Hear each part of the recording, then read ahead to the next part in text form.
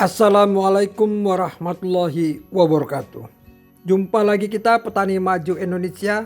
Marilah kita berdoa bersama untuk kesehatan kita serta seluruh masyarakat Indonesia serta para pemimpin kita yang telah kita beri amanat. Semoga pekerjaan dan kegiatan yang akan kita laksanakan pada hari ini berjalan lancar dan sukses karena kita mempunyai semangat dan motivasi yang tinggi untuk selalu mengerjakan yang terbaik. Dalam pertemuan kali ini, kita akan membahas mengenai pupuk nitrogen sebagai pupuk tunggal dan jenis-jenisnya. Ini kita lakukan sesuai dengan permintaan tetapi tidak bisa sekaligus, sehingga penyajiannya akan kita bahas pupuk tunggal nitrogen, pupuk tunggal fosfat, pupuk tunggal kalium, serta pupuk majemuk dan jenis-jenisnya, mengingat durasi dan waktu. Selintas mengenal pupuk tunggal nitrogen, serta jenis-jenisnya yang digunakan untuk budidaya tanaman jagung. Kebutuhan akan jagung yang semakin tinggi terhadap komoditas jagung telah mendorong kita untuk meningkatkan kualitas teknis budidaya tanaman jagung, di mana tanaman tumbuh kembang dengan baik, sehingga menghasilkan produksi yang tinggi dan berkualitas.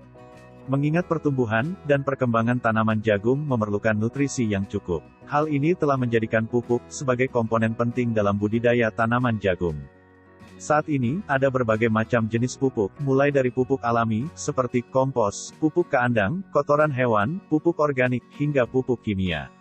Pupuk kimia sendiri, berdasarkan jenis unsur hara yang dikandungnya, dibedakan menjadi pupuk tunggal, dan pupuk majemuk.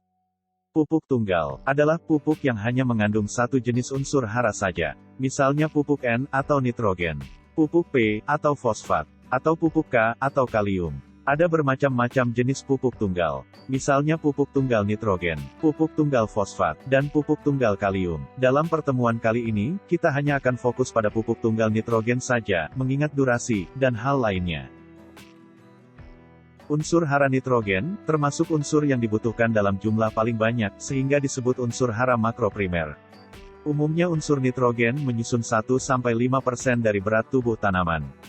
Unsur nitrogen diserap oleh tanaman dalam bentuk ion amonium, NH4+, atau ion nitrat, NO3-.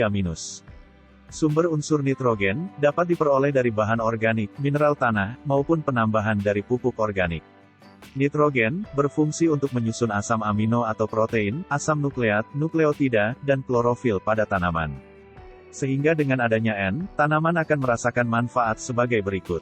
Membuat tanaman lebih hijau, mempercepat pertumbuhan tanaman, perkembangan akar dan batang, jumlah tongkol, kualitas dan bobot biji jagung. Menambah kandungan protein hasil panen. Tanaman yang kekurangan unsur hara N akan menunjukkan gejala. Seluruh tanaman berwarna pucat kekuningan atau klorosis akibat kekurangan klorofil.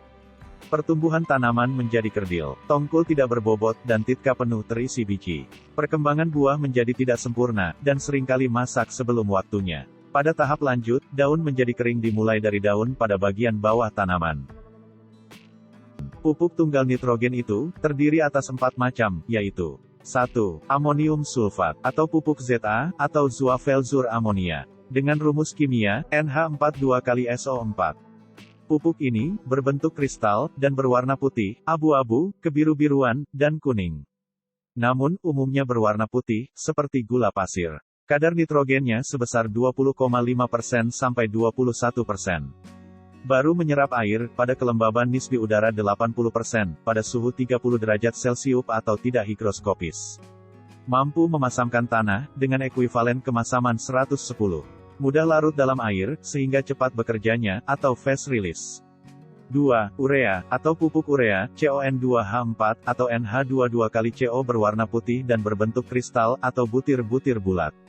Kadar nitrogen, sebesar 46%. Mulai menarik uap air pada kelembaban nisbi, udara 73%, sehingga bersifat higroskopis. Tidak terlalu memasamkan tanah, dengan ekuivalen kemasaman hanya 80. Termasuk fast release, atau cepat tereksposur. 3. Amonium klorida, atau NH4Cl berbentuk butir-butir putih, dengan kadar nitrogen, sebesar 25%. Memasamkan tanah, dengan ekuivalen kemasaman 128. Bekerja dengan cepat atau fast release. Demikian pembagian pupuk tunggal nitrogen, semoga bisa menambah wawasan dan input positif dalam rangkaian memilih pupuk untuk budidaya tanaman jagung yang tepat sesuai kebutuhan. Semoga bermanfaat. Demikianlah paparan yang bisa kami sampaikan. Semoga bisa menambah wawasan dan kapabilitas kita sehingga kita bisa memilih pupuk tunggal nitrogen yang tepat untuk tanaman jagung kita sehingga bisa tumbuh kembang dengan baik dan memberikan produksi yang tinggi. Kiranya cukup sekian dari kami.